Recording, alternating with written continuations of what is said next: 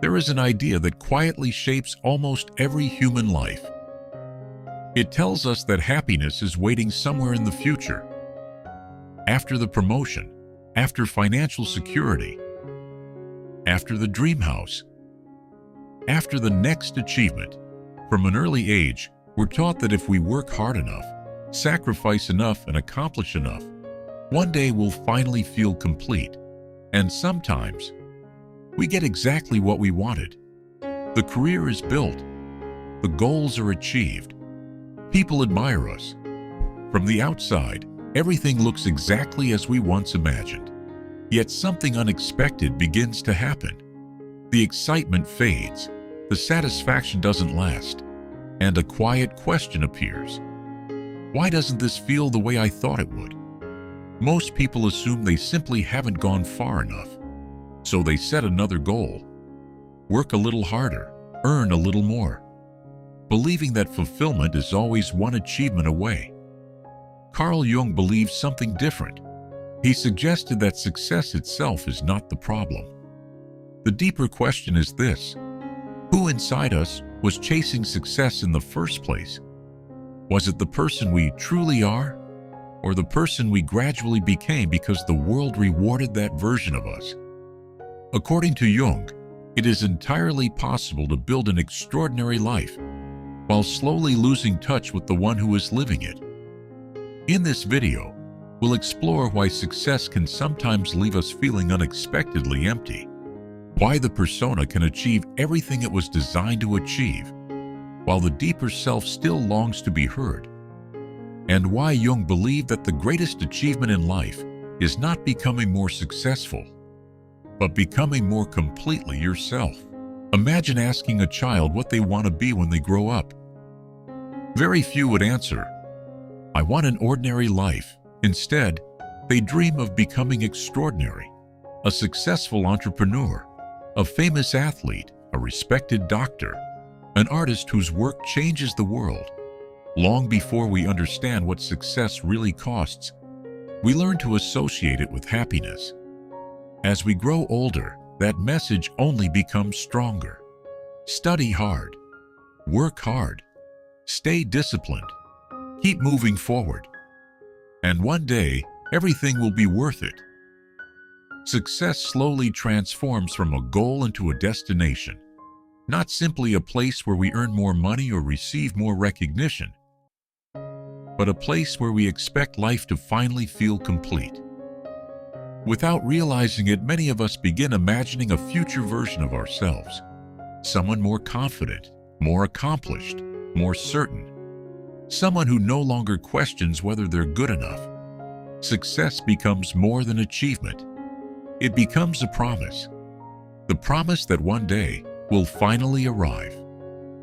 There is nothing unusual about believing this. Our culture celebrates achievement. We admire people who reach the top of their profession. We read stories about entrepreneurs, athletes, artists, and innovators who overcome impossible odds. Again and again, we're told the same story.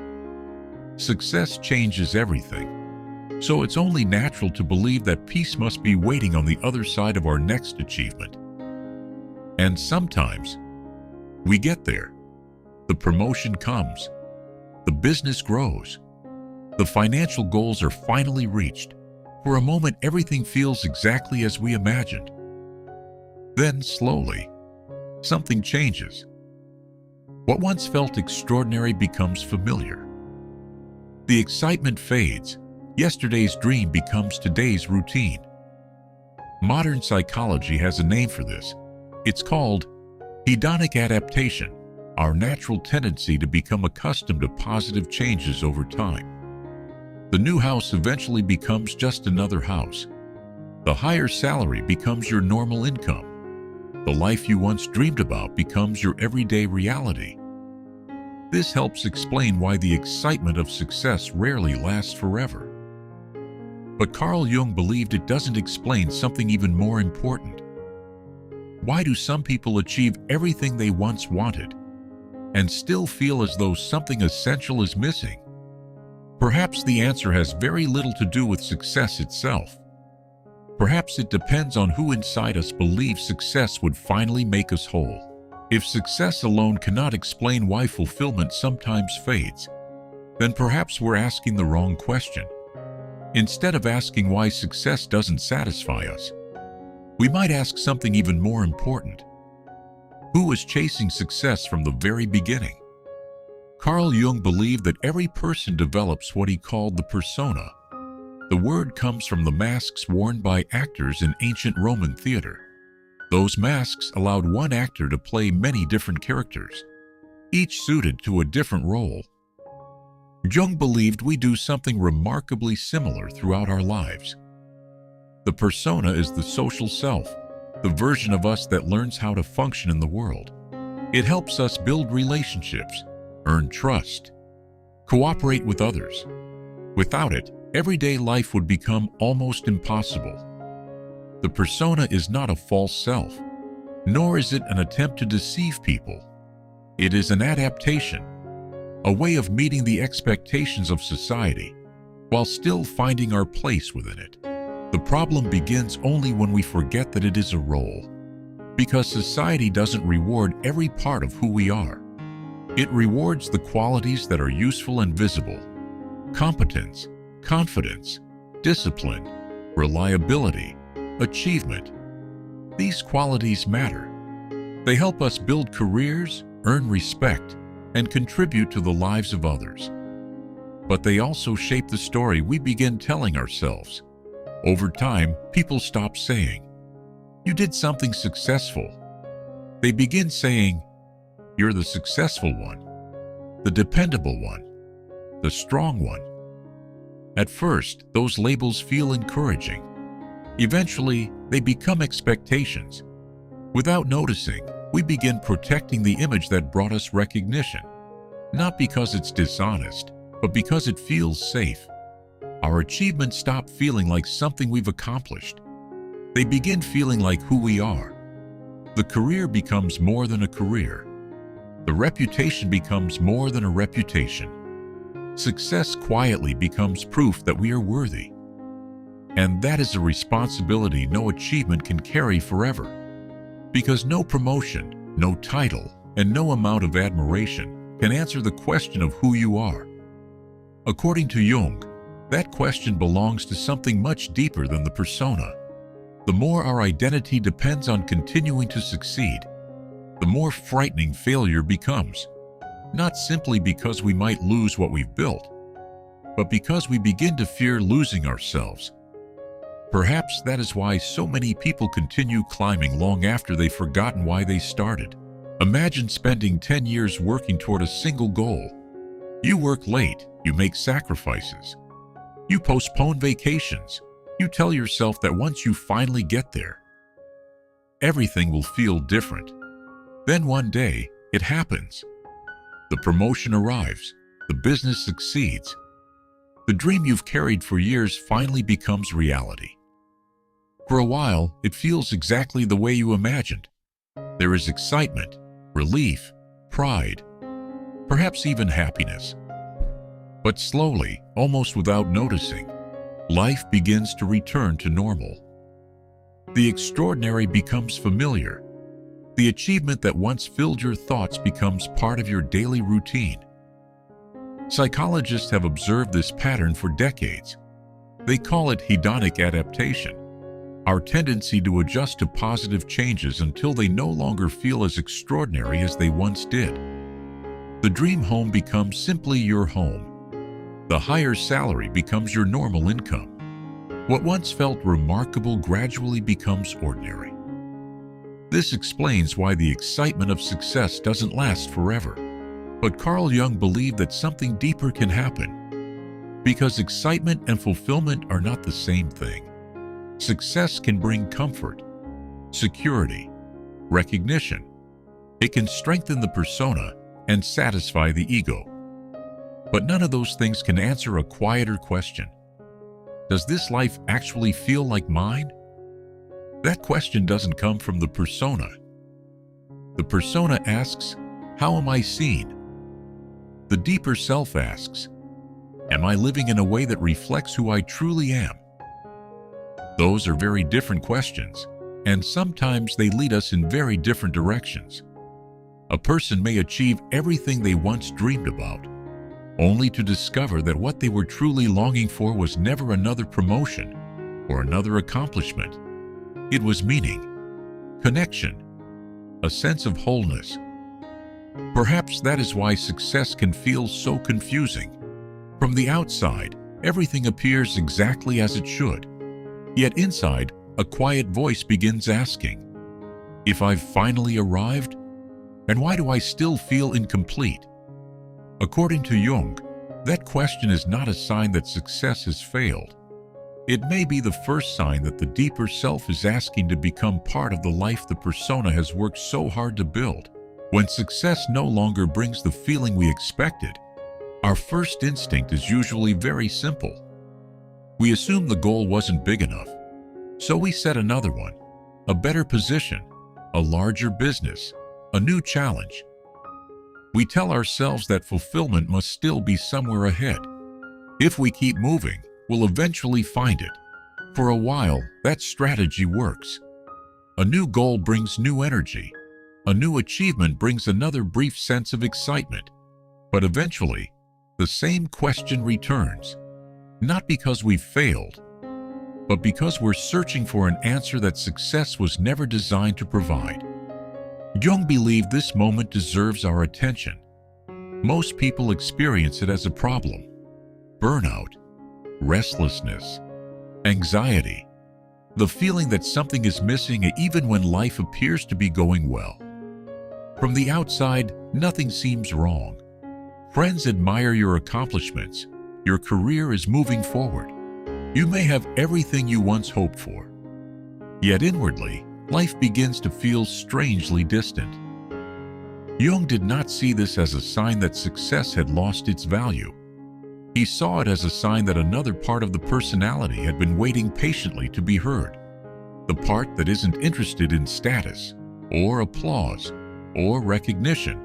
The part that longs for meaning, for genuine relationships, for creativity, for a life that feels deeply authentic, not simply impressive. The psyche naturally seeks balance. If one part of us receives all of our attention, another part will eventually ask to be recognized, not by shouting, but through quiet dissatisfaction, through a feeling that something essential has been left behind. Perhaps that is why so many people describe the same experience. I have everything I wanted. So why doesn't it feel like enough? According to Jung, that question is not a sign that something is wrong with you. It may be the moment your deeper self finally begins asking for your attention. Sometimes the most important discoveries don't happen while we're chasing success. They begin only after success becomes quiet enough for us to hear what has been waiting beneath it all along. If that feeling of emptiness is not simply a problem to solve, then what is it asking of us? Carl Jung believed it may be inviting us into one of the most important journeys of human life, a journey he called individuation. Despite the unfamiliar name, the idea is remarkably simple.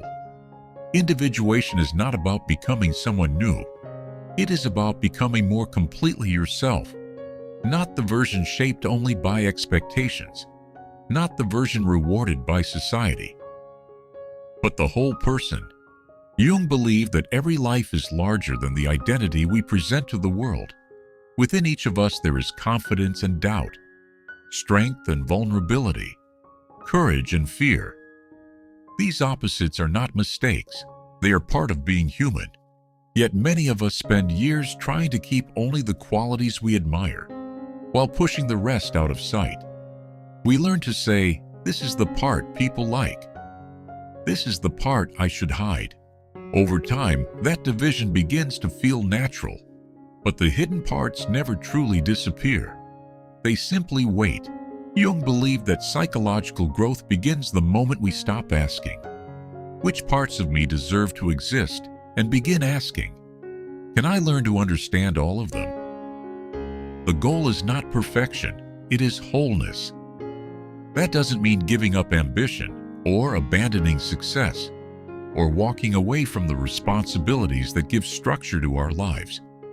It means allowing achievement to become part of who we are, without allowing it to become all that we are.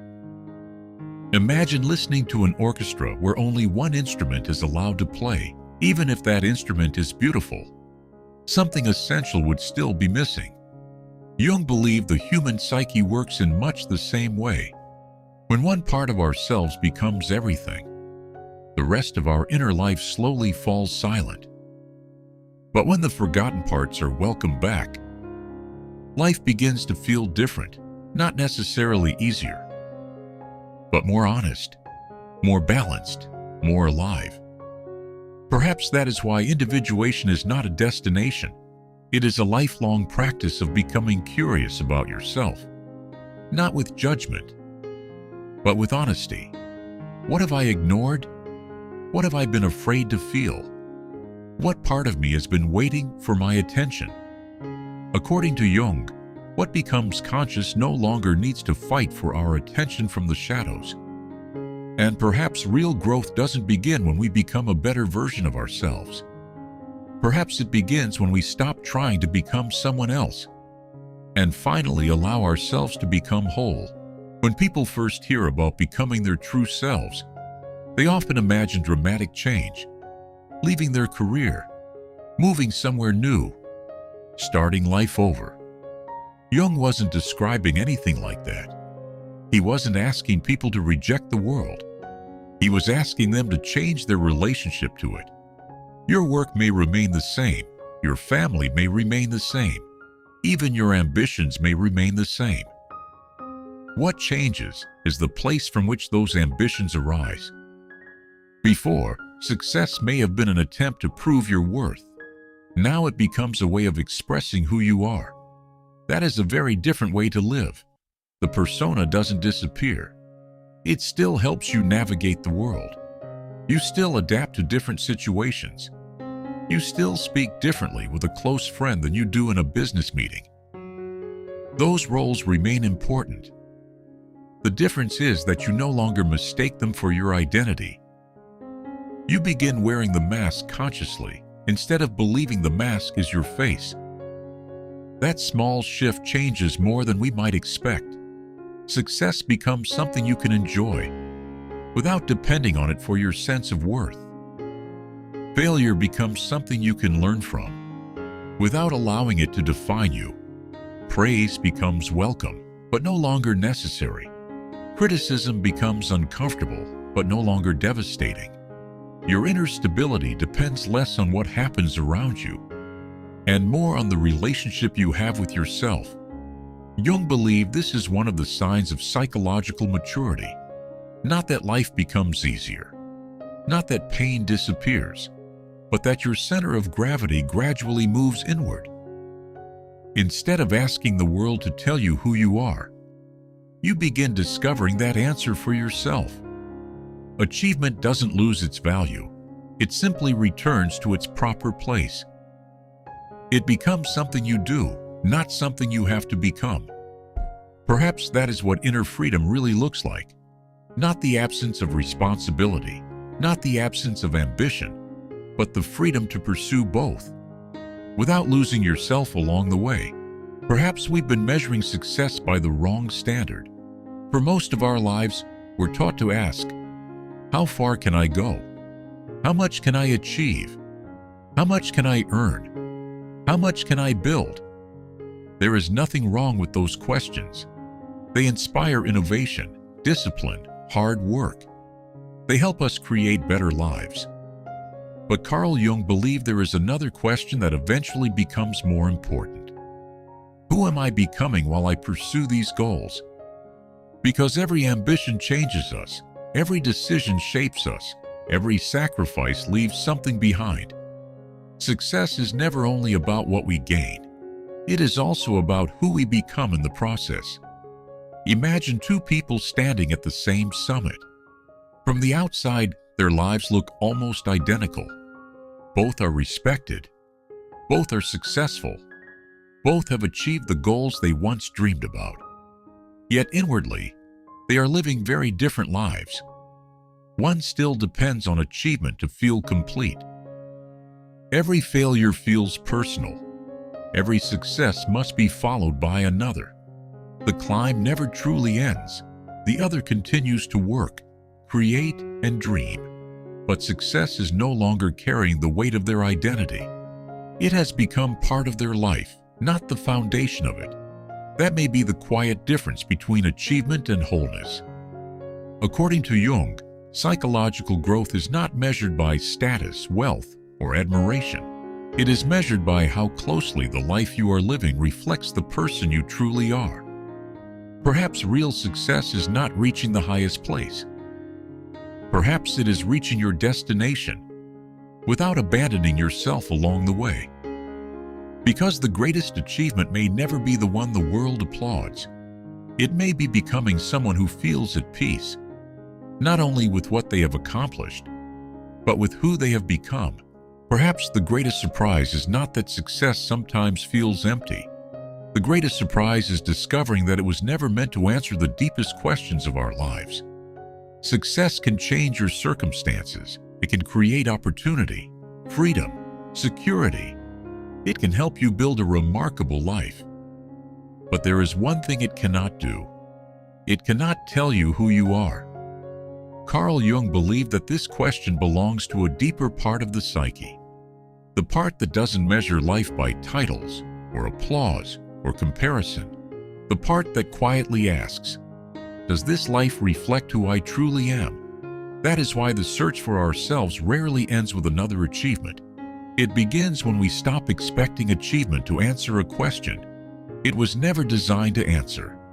Jung never argued that we should reject ambition or success or the roles we play in the world. He believed those things have an important place, but they should serve the self, not replace it. Perhaps that is the real meaning of individuation, not becoming someone different, not becoming someone perfect, but slowly bringing together the parts of yourself that were never meant to live apart. Because in the end, the greatest achievement may not be building a life that impresses other people. It may be building a life that feels true to the person living it. Perhaps that is why the journey never really ends. There will always be another goal, another opportunity, another mountain to climb. But if each achievement brings you a little closer to yourself, instead of farther away, then success is no longer something you chase. It becomes something that grows naturally from the person you are becoming. And perhaps that was Jung's deepest insight. The purpose of life is not simply to accomplish more. It is to become more whole. Because when success no longer has to tell you who you are, it finally becomes free to be what it was always meant to be. One meaningful expression of a life fully lived.